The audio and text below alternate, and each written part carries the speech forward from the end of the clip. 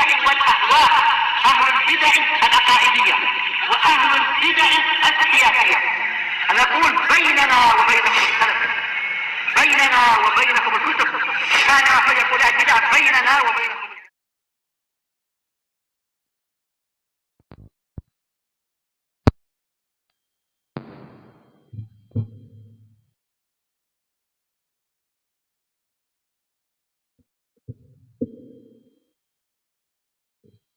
Bismillahirrahmanirrahim.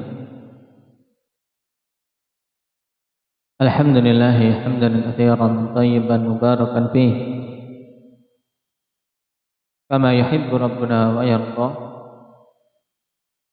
Asyhadu an la ilaha illallah wahdahu la syarika lah wa asyhadu anna Muhammadan abduhu wa rasuluh sallallahu alaihi wa ala alihi wa ashabihi wa man tabi'ahum bi ihsanin ila yaumiddin. Amma ba'd. Alhamdulillah, kita memuji Allah Subhanahu wa taala dengan puji-pujian yang banyak atas semua kenikmatan yang Allah Subhanahu wa taala berikan. Demikian pula atas semua sifat-sifat kemuliaan Allah Subhanahu wa taala dan sifat-sifat kesempurnaannya, di mana Allah Subhanahu wa taala telah anugerahkan kepada kita nikmat-nikmat yang agung. Di antaranya nikmatul Islam, yang dengannya seorang hamba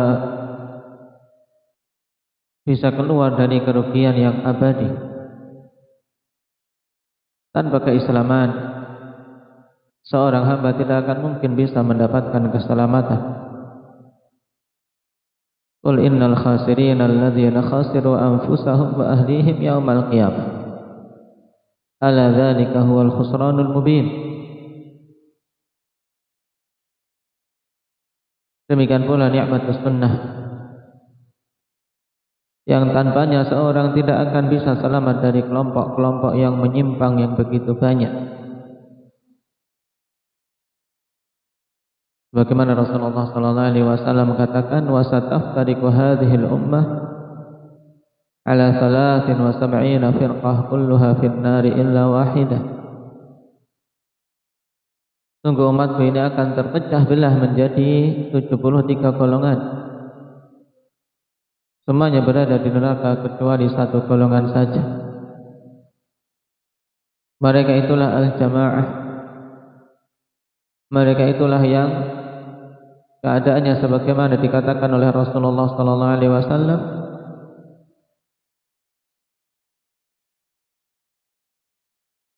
maka alaihi ana wa ashabi, yaitu siapa saja berada di atas perkara yang aku dan para sahabatku berada di atasnya, maka alaihi al-yawma wa ana wa al-yawma wa ashabi. Oleh karena itulah kapan saja seorang hamba mendapatkan kenikmatan yang berupa keislaman dan sunnah, maka sepantasnya untuk betul-betul memohon kepada Allah Subhanahu wa taala agar dua nikmat tadi tetap berada di tangannya dan tidak Allah Subhanahu wa taala cabut. Karena sungguh di antara hal yang Rasulullah sallallahu alaihi wasallam senantiasa khawatirkan, dan beliau memohon kepada Allah Subhanahu wa taala agar jangan sampai menimpanya, yaitu hilangnya nikmat yang telah ada. Di antara doa Nabi sallallahu alaihi wasallam, Allahumma inni a'udzubika min zawali ni'matik wa tahawuli 'afiyatik wa fujaati niqmatik wa jami'i sakhatik. Ya Allah, sungguhnya aku minta perlindungan kepadamu dari hilangnya kenikmatan-kenikmatan-Mu yang Engkau berikan. Ini Nabi SAW memohon kepada Allah Subhanahu wa taala agar jangan sampai kenikmatan yang telah ada Allah Subhanahu wa taala hilangkan. Dan hilangnya nikmat sebenarnya ya karena ulah dan sebab manusia itu sendiri, dengan tidak mensyukurinya atau dengan melakukan hal-hal yang menjadikan Allah Subhanahu wa taala mengubah keadaannya berupa kemaksiatan-kemaksiatan yang dilakukan. Kenikmatan Islam, kenikmatan sunnah, kenikmatan untuk bisa beribadah di atas sunnah, kenikmatan untuk bisa menjalankan sunnah Nabi sallallahu alaihi wasallam, kenikmatan untuk bisa menuntut ilmu, kenikmatan untuk bisa berhijab dengan hijab syar'i, kenikmatan untuk bisa menjalankan sunnah Rasul sallallahu alaihi wasallam dalam muamalah sehari-hari bersama dengan saudara-saudara yang diikat di atas satu manhaj yang hak. Ini merupakan kenikmatan yang wajib untuk dijaga. Oleh karena itulah senantiasa kita berusaha untuk mengingat nikmat agar bisa mensyukurinya. Dan alhamdulillah pada pertemuan yang lalu kita sudah sampai pada bab akhir atau pembahasan akhir dari bab terkait masalah penjagaan lisan, di mana memang perkara lisan ini sangat banyak kemaksiatan-kemaksiatannya apabila kita tidak betul-betul menjaganya. Nah, dan sekarang kita masuk pada poin yang ke-15 dari bab yang ketiga tentang hifdzul lisan. Qala tahrimul qadzaf, haramnya menuduh.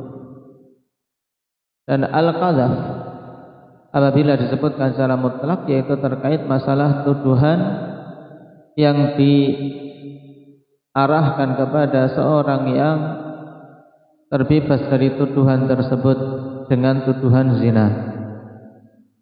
Misalnya seorang wanita menuduh saudarinya berzina, atau seseorang menuduh siapapun itu bahwasanya dia telah melakukan zina tanpa mendatangkan bukti yang syar'i.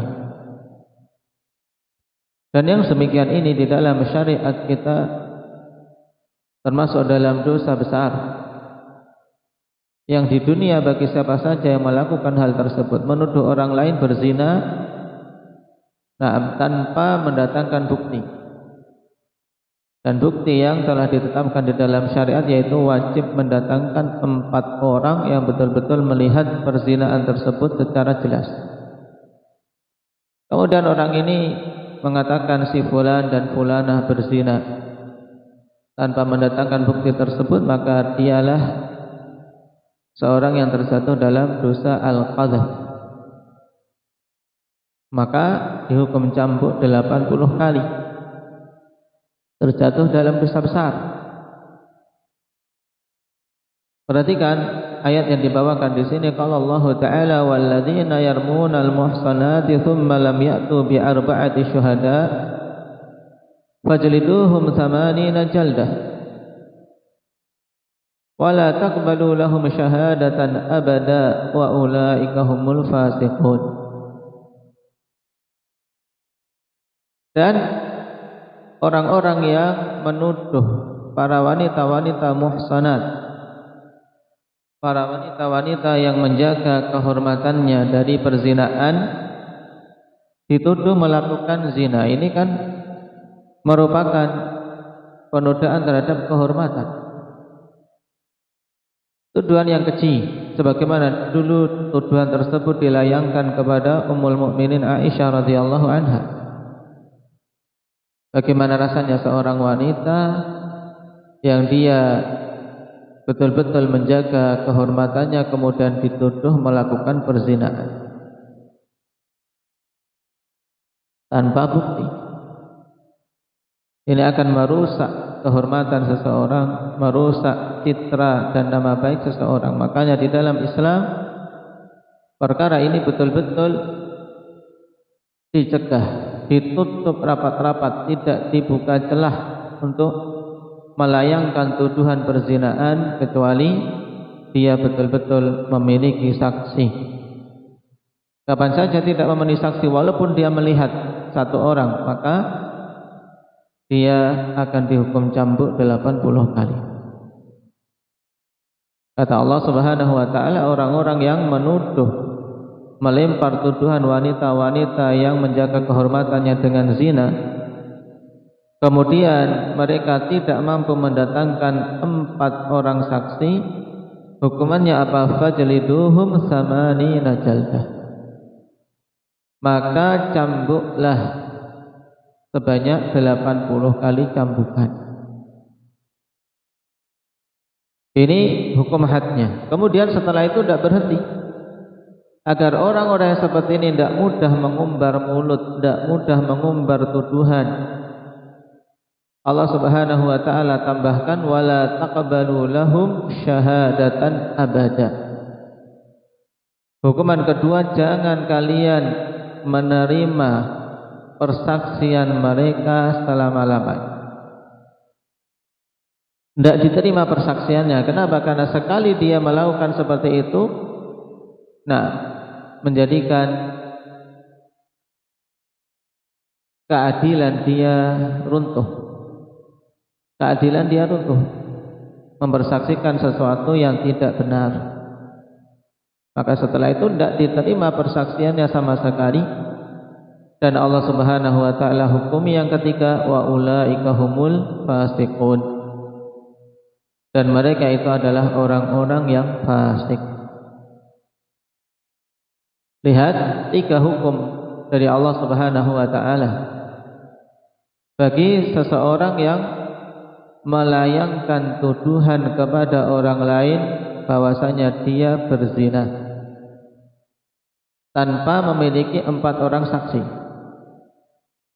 Maka hanya sekedar misalnya ada laki-laki perempuan masuk kamar, kemudian kedua-duanya berzina, ini tidak boleh.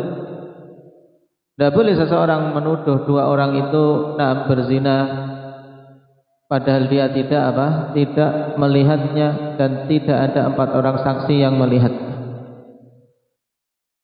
Makanya kalau kita perhatikan dalam penetapan hukum rajam, kebanyakannya hukum rajam itu ditetapkan dengan pengakuan sendiri dari pelaku. Pelaku yang mengaku datang kepada Nabi SAW, ya Rasulullah tahhirni, wahai Rasulullah bersihkanlah aku dari dosa-dosa. Rasulullah SAW menolak beberapa kali, tapi sahabat ini yang betul-betul ingin bertobat kepada Allah agar bersih dari dosa yang dia terjatuh di dalamnya, tetap ingin agar ditegakkan hukum rajam katanya.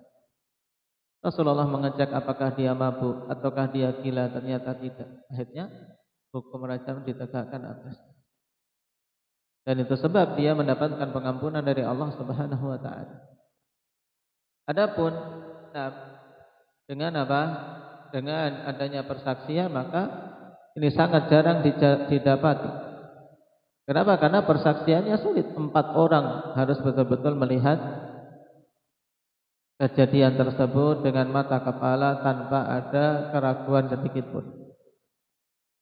Maka kapan saja datang 4 orang kepada hakim melaporkan si fulan dan fulanah berzina, 4 orang ini kemudian ditegaskan oleh hakim, kamu betul-betul melihatnya dengan jelas gamblang, tanpa ada kesamaran, tanpa rabun mata, tanpa ada yang menutupi pandangan. Ternyata 1 orang merasa ragu-ragu, maka yang 3 orang yang bersaksi tersebut dicambuk. 4 orang tadi sudah datang, 1 orang mundur, tidak bersaksi. maka tinggal 3 orang, maka 3 orang dicambuk 80 kali. Kenapa? Ini semua demi menjaga kehormatan kaum muslimin dan muslimah. Karena masalah menuduh ini bukan masalah yang ringan. Dan jika ini dalam permasalahan menuduh zina, maka bukan berarti kemudian pada masalah yang lain kita bergampang-gampangan.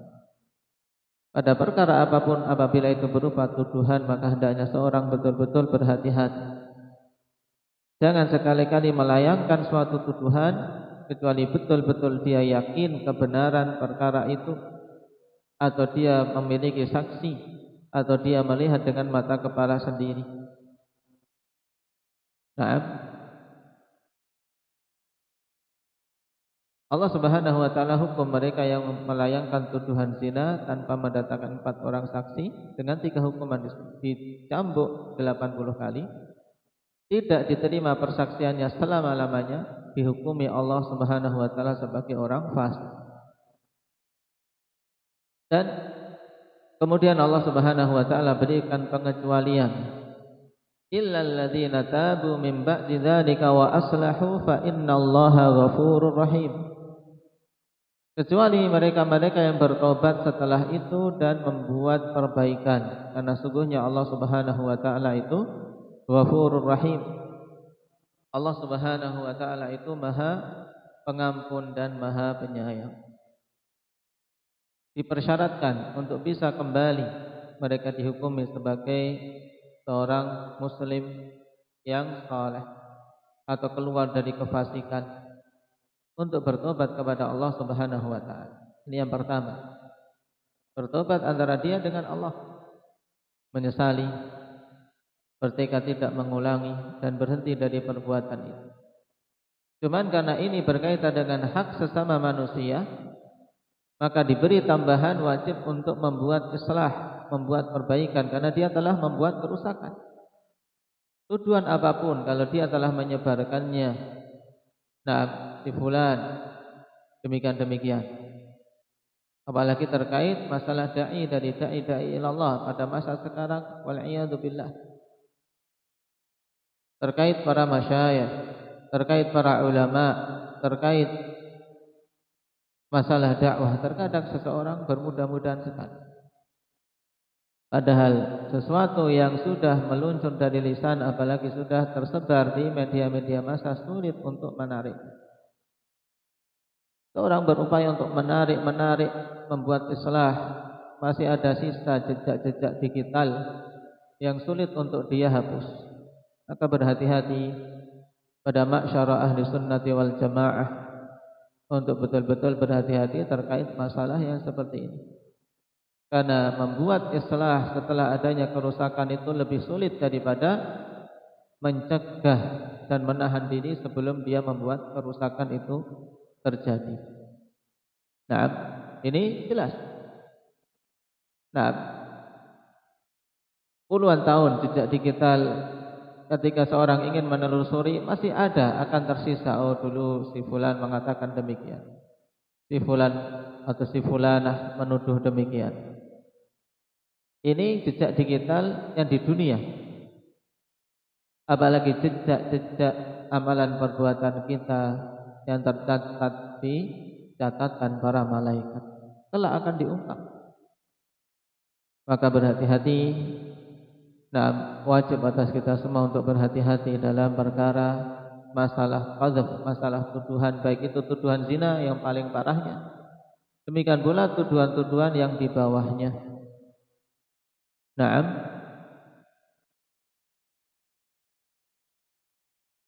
Qala wa an Abi Hurairah radhiyallahu anhu qala qala Rasulullah sallallahu alaihi wasallam man qadhafa mamlukahu bizina yuqamu alaihi al-haddu yaumal qiyamah illa an yakuna kama qala.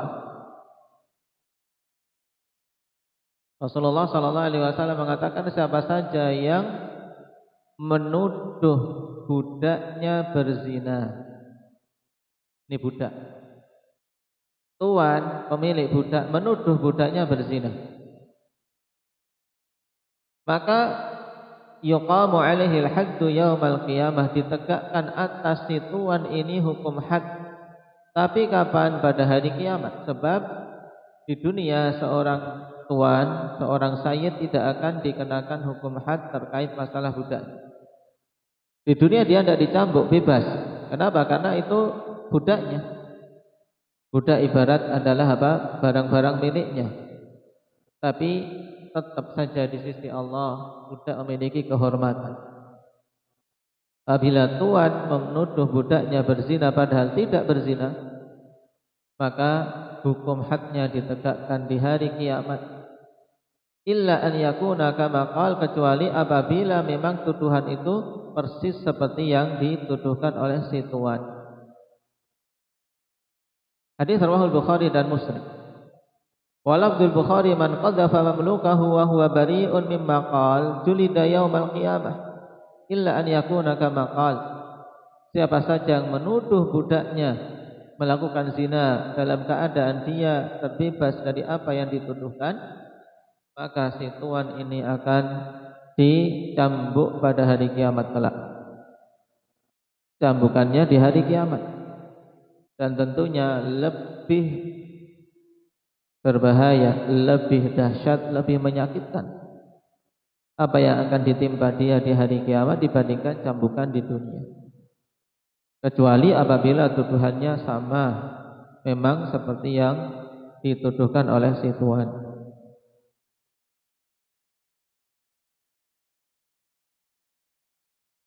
Dari sini kita ketahui dan juga kita bisa mengambil istimbat bahwasanya tuduhan apapun yang di dunia tidak dikenakan hukum had, maka bukan berarti kemudian itu bebas.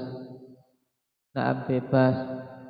Nah, tanpa ada tuntutan kelak di hari kiamat. Tetap ada tuntutan, ada pertanggungjawabannya di sisi Allah Subhanahu wa taala. Walaupun sekarang yang dituduh diam-diam saja, dia nerima, dia bersabar dengan tuduhan, biarlah mereka-mereka yang menuduh yang akan mendapatkan balasannya. Nah, tetap tuduhan itu tidak akan kemudian Allah Subhanahu wa taala biarkan, akan dimintai pertanggungjawaban di sisi Allah Subhanahu wa taala. Maka wajib atas kita semua menjaga lisan-lisan ini dari berucap kecuali di atas ilmu, kecuali di atas yakin, kecuali betul-betul dia ucapkan setelah berfikir. Nah, karena lisan seorang yang bijak adalah setelah akalnya, bukan dia berucap dulu baru berpikir setelahnya. Nah, maka perhatikan hukuman akibat seseorang berbicara terkait kehormatan manusia. Qala akibatul wuqu'i fi a'radin nas, akibat dari terjatuh dalam penodaan terhadap kehormatan manusia.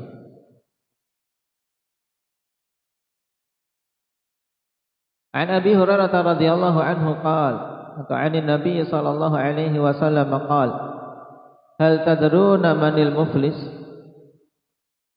Tahukah siapa orang yang bangkrut itu?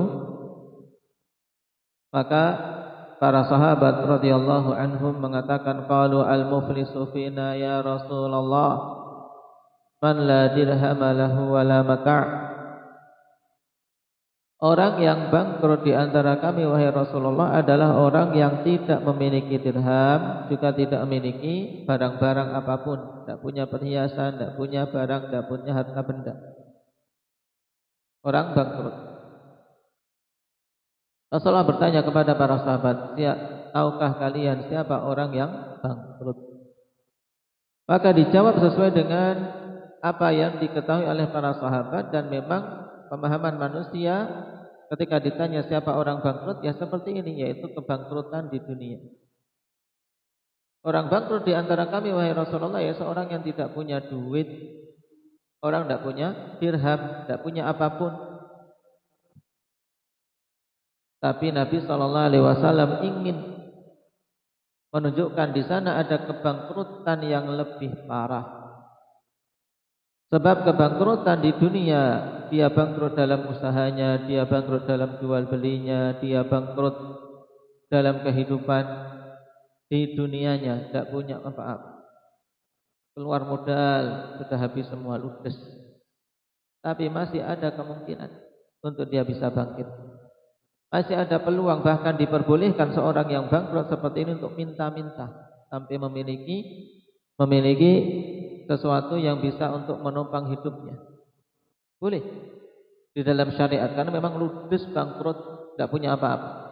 Boleh untuk meminta, dan dia berhak diberi sesuatu dari Baitul Mal untuk bisa bangkit kehidupannya, memiliki modal untuk bisa usaha kembali.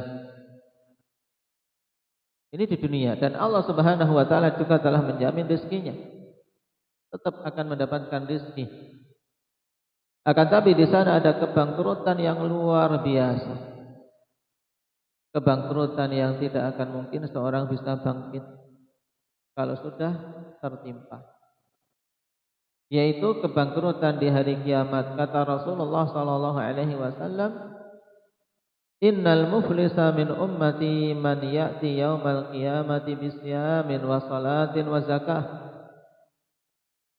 Sungguhnya orang yang bangkrut dari kalangan umatku, yaitu siapa saja yang datang pada hari kiamat dengan membawa puasa, dia rajin puasa, wa salat, dan dia juga menunaikan salat, bahkan tidak hanya salat wajib, salat sunnah dia jaga, wa zakat, dan juga dia menunaikan zakat.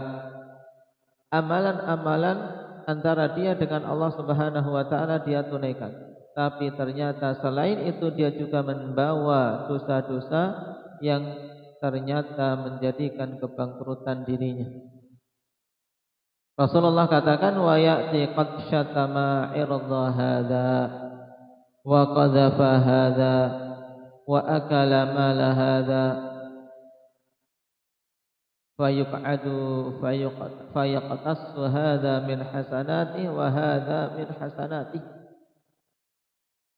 fa in faniyat hasanatuhu qabla an yaqdiya ma 'alayhi minal khataya ukhidha min khatayahum faturihat alaihi thumma turiha finnar.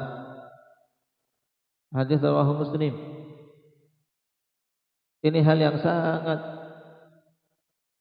mengerikan, sangat memprihatinkan kalau seandainya seorang hamba mengalami demikian. Bagaimana tidak dia membawa amalan-amalan soleh, salat, puasa, zakat, tapi ternyata dia datang kepada Allah juga membawa dosa-dosa. Qad syatama irdha hadza, dia telah mencaci maki kehormatan orang ini, wa qadhafa hadza, menuduh orang itu, wa akala mala hadza, memakan harta orang yang lain lagi, memakan harta orang tanpa hak, menodai kehormatan orang dengan ungkapan, dengan cacian, makian, atau menuduh orang. Apalagi yang dituduh bukan orang biasa, yang dituduh orang yang memiliki kehormatan, yang dituduh orang yang membawa dakwah. Ini harus berhati-hati. Di antara hal yang mengherankan, yang menunjukkan mudahnya seseorang mempercayai suatu berita yang tidak benar. Padahal seandainya seorang memiliki akal, tentunya tidak akan mempercayai yang demikian. Misalnya berita bahasanya seorang dai, seorang ustadz membolehkan rokok, dari ustadz-ustadz ahli sunnah misalnya. Atau seorang ustadz membolehkan memakai vape. Ini harus berhati-hati, jangan sampai seorang terbiasa melayangkan tuduhan tersebut tanpa cek dan dicek sebelumnya. Ini berkaitan dengan kehormatan, tuduhan tanpa hak. Yang dibangun di atas kesalahpahaman dari asal disebar, kemudian ternyata ditelusuri ujungnya adalah apa? Dari sumber yang punya tendensi-tendensi yang batil. diterima, ditelan mentah-mentah. Nah, akhirnya apa? Mengakibatkan diri terjatuh di dalam kerugian sendiri. Nah, ini termasuk dalam qadzaf, dalam tuduhan tanpa bukti. Nah, wa qadzafa hadza wa akala mala hadza, dan memakan harta orang ini. Maka orang yang seperti itu fayuq'adu fayaqtassu hadza min hasanati. Dia didudukkan, diadili kelak di hari kiamat. Fayaqtassu hadza min hasanati, kemudian orang ini diambil, dikisos dengan hasanat-hasanatnya, dengan kebaikan-kebaikannya. Amalan kebaikan yang dilakukan digunakan untuk kisos. Digunakan untuk kisos. Amalan puasanya, amalan salatnya, amalan zakatnya diambil. Wa hadza min hasanati, dan orang yang lain juga dikisos. Dia mengambil kebaikan-kebaikan orang yang telah menuduhnya atau menyakitinya atau merebut hartanya. Fa in faniyat hasanatuhu qabla an yaqdiya ma alaihi min al-khataya ukhidha min khatayahum. Kemudian apabila amalan-amalan kebaikannya sudah habis, wal'iyadzu billah. Ini kalau punya amalan kebaikan. Amalan kebaikan sudah habis untuk kisos. Karena di akhirat kisosnya dengan amalan. Kalau di dunia kisos kita dipukul, kita memukul, kisosnya boleh orang yang dipukul untuk memukul. Kalau di dunia dia memotong tangan orang, maka kisosnya dengan dipotong tangannya. Atau membayar denda jika mereka berkenan untuk diganti dengan denda. Tapi di akhirat jangan harap. Di akhirat yang digunakan untuk qisas adalah amalan-amalan kita. Kalau punya amalan kebaikan, maka amalan kebaikan untuk membayar. Tapi apabila amalan kebaikannya habis sebelum lunas keburukan-keburukan yang dia lakukan kepada orang lain, ukhidha min khatayahum, maka diambillah dari kesalahan-kesalahan dan dosa-dosa orang yang disakiti sesuai dengan kadar yang telah Allah Subhanahu wa taala tentukan. Faturihat alaih, kemudian amalan buruk, dosa-dosa dari orang yang dizalimi itu dipukulkan, diberikan kepada yang menzalimi. Tsumma turiha finnar, kemudian dia dilemparkan ke dalam neraka. Dilemparkan ke dalam neraka, wal'iyadzu billah. Padahal dia punya amalan salat, puasa, zakat. Memang dia baik terkait amalan-amalan pribadinya, tapi ternyata dia berbuat buruk dalam muamalah dengan sesama manusia. Dan ini juga salah satu tanda bahwasanya amalan antara dia dengan Allah Subhanahu wa taala belumlah benar, belumlah ikhlas, belumlah sesuai sunnah. Kenapa? Karena kalau memang dia seorang yang baik salatnya, salat itu akan mencegah dia dari perbuatan keji. Seorang salat tiap hari tapi mulutnya tidak terjaga, maka menunjukkan salatnya masih butuh dibenahi. Seorang melakukan puasa tapi masih berbuat banyak dosa-dosa terkait kehormatan manusia, puasanya juga butuh untuk apa? Untuk dibenahi. Bahkan telah kita lewati puasa tanpa meninggalkan ghibah dan namimah, Allah tidak butuh dengan puasanya. Puasa tanpa meninggalkan kalimat-kalimat dosa dari mulutnya, maka Allah tidak butuh dengan puasa. Tidak dapat pahala apapun. Maka ini sebenar-benar orang yang bangkrut, menganggap dirinya telah membawa amalan saleh, tapi ternyata habis untuk melunasi kesalahan-kesalahan dia dengan sesama manusia.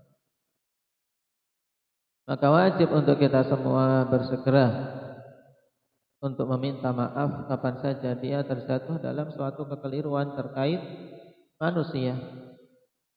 Lebih baik seseorang mendapatkan kemarahan dari orang yang dizalimi di dunia, meminta maaf, meminta uzur. Nah, atau kalaulah butuh untuk melunakkan hatinya, dia butuh berkorban, mengeluarkan uangnya demi melunakkan hati sehingga mendapatkan pemaafan, daripada dia kelak dituntut di hari kiamat yang digunakan hanyalah amalan yang sudah susah payah dia kumpulkan.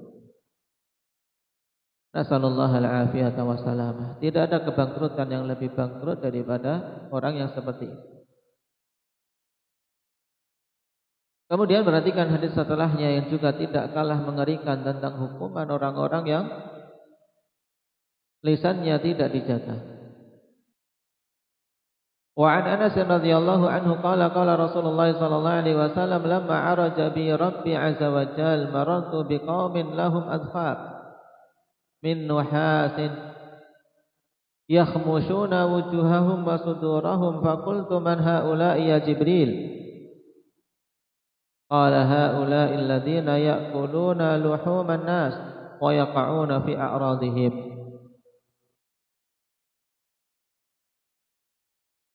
Rasulullah sallallahu alaihi wasallam mengatakan tatkala Allah Subhanahu wa taala memi'rajkanku, yaitu menaikkan Nabi sallallahu alaihi wasallam. Mi'raj itu adalah perjalanan Nabi di malam hari dari Masjidil Aqsa ke Sidratul Muntaha. Diajak naik oleh Jibril alaihi salam, melewati langit demi langit. Mulai dari langit yang pertama, Jibril minta izin untuk dibukakan. Langit yang kedua, jadi setiap langit ada penjaganya, tidak akan dibukakan kecuali bagi mereka-mereka yang mendapatkan izin. Sampailah pada tingkatan yang tertinggi di Sidratul Muntaha. Nah, dalam perjalanan tersebut diperlihatkan kepada Nabi sallallahu alaihi wasallam berbagai macam hal, di antaranya disebutkan di sini. Kata beliau, marartu biqaumin lahum adfarun min nuhas.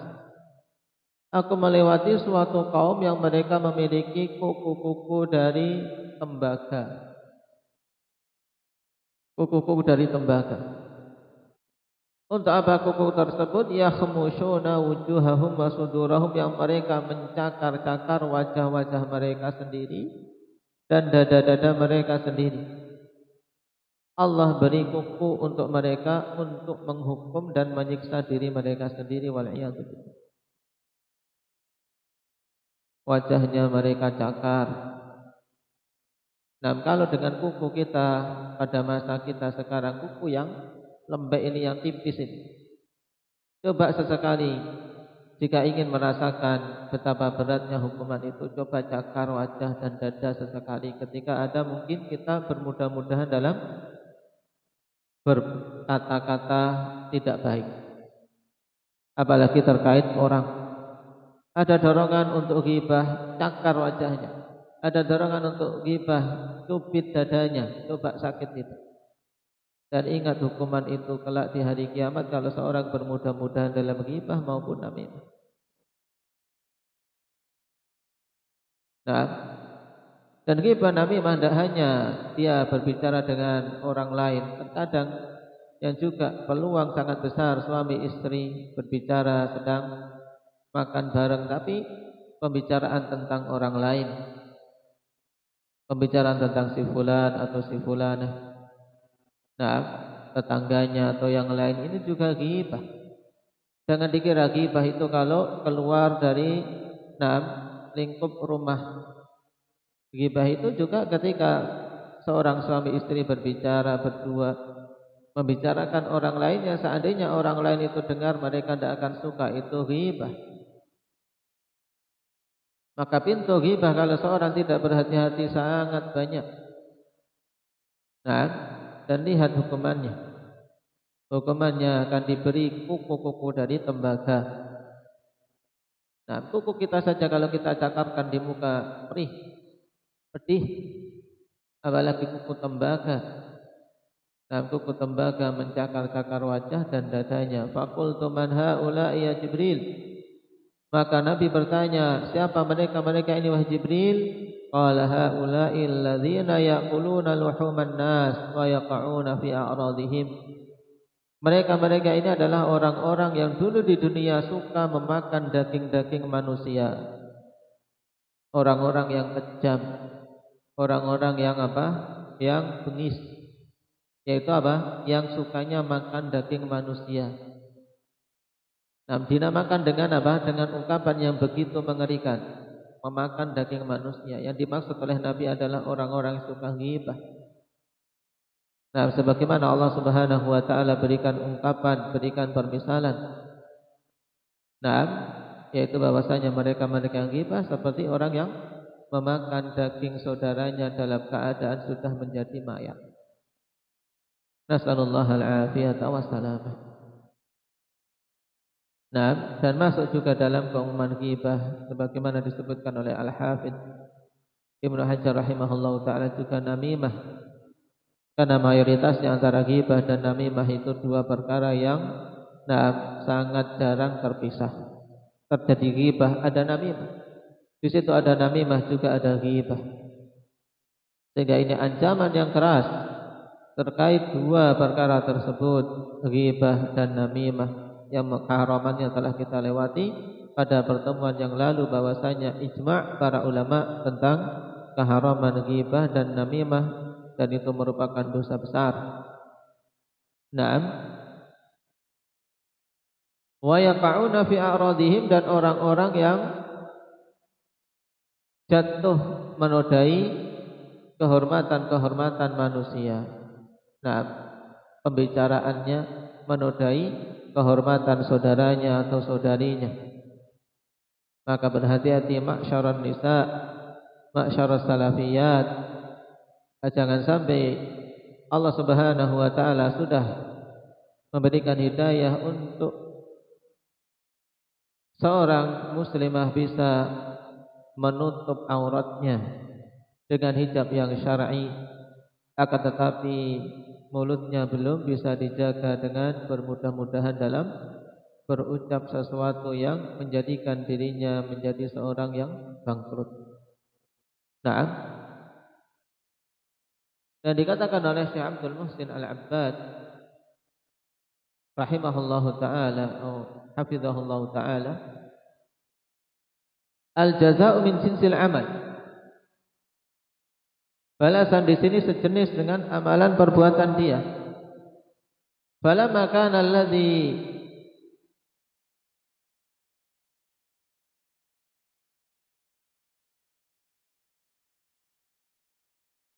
bi ghibatihi wa bi kalamihi 'ala an-nasi kama salil ladzi ya'kulu luhumahum, sarat 'uqubatuhu bi an yumazzaqa jilduhu wa lahmuhu bi nafsihi kama akala luhuman nasi bi wulughihi fi a'radihim fa innahu bil adfari minan nuhasi yumazziqu lahmahu wa yaqta'u jildahu bi fi'lihi wa bi nafsihi wal iyad billah.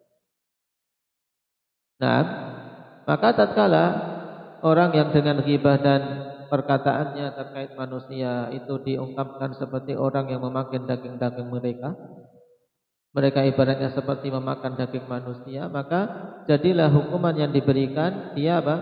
Dia disuruh atau diberi kuku-kuku dari tembaga untuk mencakar, mencabik-cabik dagingnya sendiri. Mencabik-cabik dagingnya sendiri. Sebagaimana dia mencabik-cabik kehormatan manusia, juga dia diberi hukuman untuk mencabik-cabik mukanya, mencabik dagingnya sendiri. Na'am wal iyad billah. Na'am. Kemudian perhatikan kalimat Syekh Ibnu Utsaimin rahimahullahu taala. Fa kaifa biman asbaha yu'allibu ala ahli al-ilmi wa yasubbu ahli al-ilmi wa yadhummuhum bi amrin hum fihi aqrabu ila shawabi mimma yadhun. Ini sangat penting untuk ditekankan kepada keseluruhan saudara-saudaraku salafiyin, demikian pula salafiyat.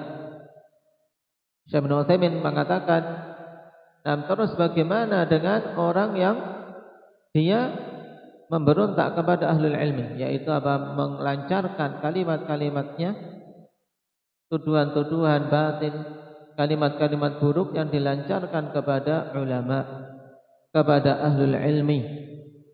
Wa yasubbu ahlul ilmi, dan dia mencaci maki ahlul ilmi. Karena cacian kepada orang biasa itu sudah merupakan dosa besar, apalagi kalau cacian, tuduhan dilancarkan kepada ulama atau kepada orang memiliki ilmu atau kepada pengemban dakwah. Kenapa? Karena caciannya tidak hanya kepada pribadinya, tapi juga pada ilmu yang dibawa, kepada dakwah yang dibawa.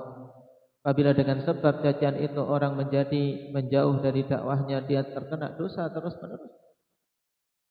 Nah, maka Syekh Ibnu Utsaimin tegaskan di sini, karena memang dari masa ke masa terus-menerus akan ada orang-orang yang kedudukannya sebagai nawabu iblis, sebagai wakil-wakil iblis yang berusaha menggembosi manusia dari mengambil ilmu kepada para ulama, menggembosi manusia dari mengambil ilmu dari pengemban-pengemban ilmu, terus-menerus ada. Dan ini senantiasa ada. Nah, maka wajib untuk kita semua jangan membiarkan telinga-telinga kita untuk tunduk mendengar kepada kalimat-kalimat yang berupaya untuk menjauhkan diri-diri kita dari bimbingan para ulama-ulama kita, bimbingan dari para ustadz-ustadz kita, bimbingan dari guru-guru kita. Nah, dikarenakan apa? Dikarenakan mereka itu nawabu iblis. Nah, para wakil-wakil iblis yang apa? Menggembosi manusia untuk menjauhkan manusia dari jalan ilmu, sehingga tidak belajar, tidak pula beramal, yang ada hanya mengumpulkan dosa-dosa yang menjadikan dirinya jatuh dalam kebangkrutan. Syekh Ibnu Utsaimin tegas di sini, fa kaifa biman asbaha yu'allibu ala ahli ilmi wa yasubbu ahli ilmi, mencaci maki ahli ilmi, wa yadhummuhum bi amrin hum fihi aqrabu ila sawabi mimma yadhun, dan mencela ahlul ilmi dengan suatu perkara yang sebenarnya para ulama itu lebih dekat kepada kebenaran daripada apa yang dia sangkakan. Terkadang seorang talib, terkadang seseorang menganggap dirinya memiliki pendapat yang benar. Oh, kenapa mereka para ulama seperti ini, seperti ini, sehingga dia mencela para ulama, padahal sebenarnya prinsip mereka itu lebih dekat kepada kebenaran daripada apa yang disangkakan. Kata beliau, fa inna hadza a'zamu wa a'zam li'anna al-kalama fi ahli al-ilmi laisa kal kalami fi 'amatin nas. Fal kalamu fi 'amatin nas rubbama yujarrihu ar-rajula nafsah, lakinnal kalama fi ahli al-ilmi jarhun fil ulama wa jarhun fi ma yahmilunahu min asy-syari'ah. Maka tentunya dosa ini lebih besar dan lebih besar ketika diarahkan kepada para ulama, celaan dan cacian itu. Kenapa? Karena perkataan kepada ahlul ilmi dengan perkataan yang buruk tidak seperti perkataan terhadap keumuman manusia. Kalau pada keumuman manusia saja sudah masuk dalam dosa besar, nah, apalagi kalam terhadap para ulama. Sebab perkataan buruk yang diarahkan kepada keumuman manusia itu terkadang hanya apa? Hanya celaannya mengarah kepada orang itu sendiri, kepada pribadi dia, sudah selesai. Nah, kepada pribadi dia saja. Jika dia minta maaf, maka selesai setelah dimaafkan. Tapi kalau sudah terarah kepada ahlul ilmi, membenahinya sulit. Akan tapi perkataan buruk kepada ahlul ilmi, kata Syekh Ibnu Utsaimin, itu jarhun fil ulama, itu adalah jarah terhadap ulama. Nah, kalimat yang melukai diungkapkan dengan jarah karena isinya adalah apa? Kalimat celaan terhadap para ulama. Dan juga apa? Itu sebagai bentuk jarah terhadap apa yang mereka bawa berupa syariat. Nah, Berarti ada dua perkara yang dia nodai, kehormatan para ulama dan juga kemuliaan serta kehormatan yang mereka bawa berupa ilmu dan syariat. Makanya diungkapkan juga oleh Ibnu Asakir dengan kalimat yang sangat tegas bahwasanya luhumul ulama masmumah. Daging-daging para ulama itu beracun. Beracun. Nah, daging-daging para pengemban ilmu itu beracun. Maka sungguh bukti-bukti banyak mereka-mereka yang menjatuhkan diri untuk memakan daging-daging para ulama dengan ghibah, dengan kalimat-kalimat buruk. Allah Subhanahu wa taala segera singkap, segera hukum di dunia dengan kehinaan dari masa ke masa. Allah Subhanahu wa taala tunjukkan kekuasaannya bagi mereka-mereka yang menodai para pewaris para nabi. Sebagai bentuk penjagaan terhadap syariat Allah Subhanahu wa taala.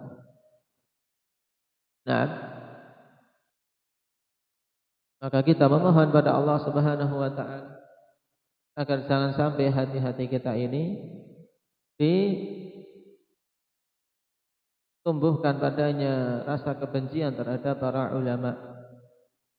Jangan sampai pada hati kita ini ada rasa kebencian kepada ilmu dan para pengemban ilmu serta mereka-mereka yang menyebarkan ilmu. Kalaulah seseorang seandainya ada kemalasan pada dirinya, kemudian dia diam, malas belajar, kemudian diam, merenungi dirinya kenapa malas, berusaha untuk memperbaiki diri agar bisa kembali bersemangat, itu lebih baik. Tapi kebanyakan manusia terkadang ketika dia malas untuk belajar, berusaha untuk mencari alasan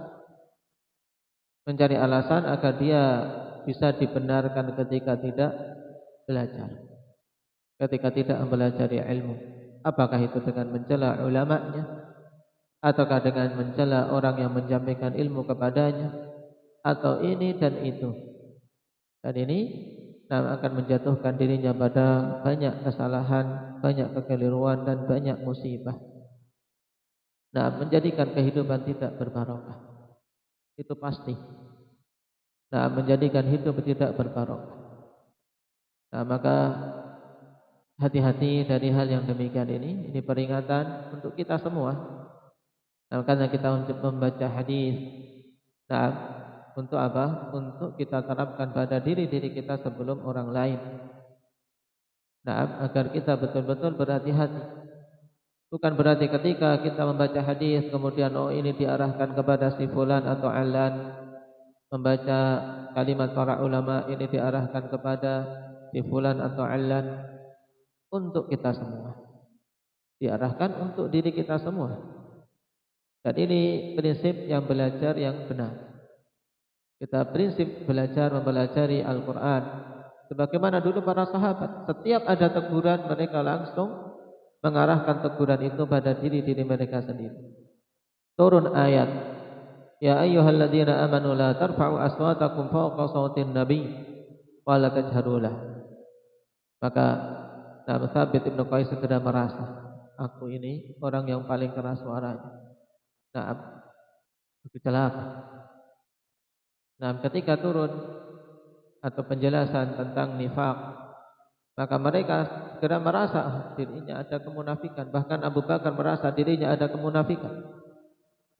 Ini penting, berarti jiwa-jiwa yang seperti ini jiwa-jiwa yang hidup. Jiwa-jiwa ketika kita membaca Al-Quran, ada teguran dari Allah diarahkan kepada diri sendiri. Kita membaca hadis, ada peringatan-peringatan dari Rasulullah, maka segera arahkan peringatan itu pada diri kita sendiri.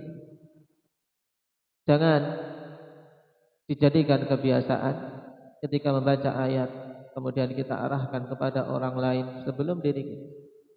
Demikian pula ketika membaca hadis atau bimbingan para ulama, kita arahkan kepada orang lain sebelum diri kita. Kenapa? Karena yang pertama kali untuk betul-betul kita mengambil kemanfaatan dari nasihat Allah, nasihat Rasulnya dan juga nasihat para ulama adalah diri-diri kita sendiri sebelum yang lain.